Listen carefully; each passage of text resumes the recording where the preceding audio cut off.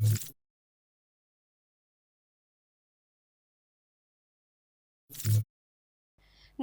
હું છું પ્રિયા અને તમે જોઈ રહ્યા છો જનતા કી જાણકારી ન્યૂઝ।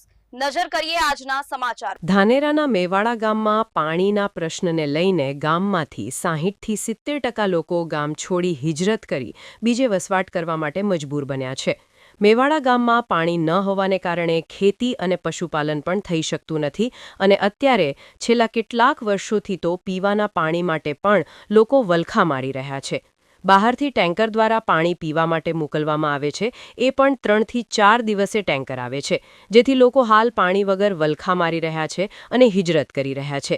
બનાસકાંઠા જિલ્લો એ મુખ્યત્વે ખેતી અને પશુપાલન આધારિત જિલ્લો છે, પરંતુ ઘણા સમયથી જિલ્લામાં પાણીના તળ દિવસે ને દિવસે નીચે જઈ રહ્યા છે।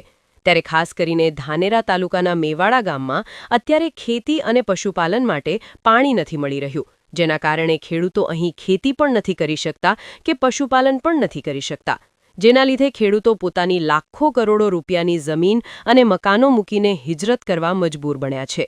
મહત્વની વાત છે કે સરકાર તરફ એક બાજુ મોટી મોટી વિકાસની વાતો કરવામાં આવી રહી છે કે તમામ લોકોના ઘરે ઘરે પીવાનું પાણી મળી રહે છે, પરંતુ ગુજરાત ફર્સ્ટની રિયાલિટી ચેકમાં કંઈક વાસ્તવિકતા અલગ જ જોવા મળી છે। ગામમાં ખેતી અને પશુપાલન માટે તો ઠીક છે, પરંતુ લોકોને પીવા અને નહાવા ધોવા માટે પણ પાણી પૂરતું મળતું નથી। ગામ લોકો દ્વારા જણાવવામાં આવી રહ્યું છે કે તેઓને 2-4 દિવસે ટેન્કર મારફતે પાણી આપવામાં આવે છે, પરંતુ એ પણ પૂરું પડતું નથી। ગામમાં લાખો રૂપિયામાં ખર્ચે બોર બનાવવામાં આવે છે, પરંતુ પાણી ન હોવાને કારણે બોર ફેલ થાય છે અને પાણી મળતું નથી, જેના કારણે ગામમાં 60થી 70% લોકો પોતાની મહામૂલી જમીન અને મકાનો મૂકીને મુંબઈ, સુરત, નવસારી, પાલનપુર સહિત મોટી સિટીઓમાં ધંધાર્થે હિજરત કરી ચાલ્યા ગયા છે। રિપોર્ટ ભરત ઠક્કર, ડીસા, બનાસકાંઠા। મારું નામ પોપટભાઈ પુરુષ છે, મેવાડાનો હું વતની છું। અમારા ગામમાં સમસ્યા બહુ છે, પીવાના પાણીની સમસ્યા છે, પશુ માટે સમસ્યા છે, ખેતીવાડી માટે પાણી નથી, એટલે એના વિશે અમારે કંઈક સરકારને ધ્યાન દોરવા અમે માગીએ છીએ કે એવું અહીં કંઈક કરે કે અમને ખેડૂતને ખેતી કરવાનું પાણી મળે।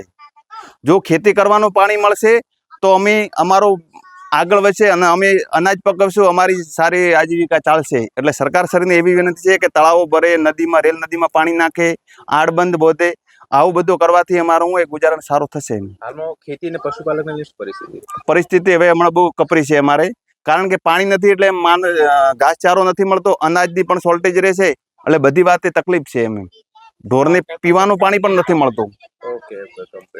ઓકે, તમારું નામ? મારું નામ કીર્તિ પુરોહિત છે। હું મેવાડા ગામનો વતની છું, ધાનેરા તાલુકાની અંદર। આજે મારા ઘરે લગ્ન પ્રસંગ છે, તો મીડિયાના માધ્યમથી જાણ કરું છું કે પીવાનું પાણી નથી, મારા ઘરે મહેમાનો આવી રહ્યા છે, પીવાના પાણી વગર મારો પ્રસંગ કઈ રીતે થશે? અને તળ ઊંડા જવાથી પાણી બિલકુલ નથી, અને ખરેખર આ પાણીની વ્યવસ્થા સરકારે કરવી જોઈએ, નિયમિત પાણી આપવું જોઈએ। 5-5 દિવસે પાણી આવે એમાં નહીં ચાલે। અત્યારે લોકો ગામ છોડીને જઈ રહ્યા છે, આટલી પરિસ્થિતિ શું છે? હા, પાણી નથી એટલે લોકો હિજરત કરી રહ્યા છે, અને ત્યાં પણ મંદી છે, એટલે ગામમાંથી લગભગ 70-80% લોકો ગામ છોડીને જતા રહ્યા છે। એનું મૂળ કારણ છે પાણીની વિકટ સમસ્યા।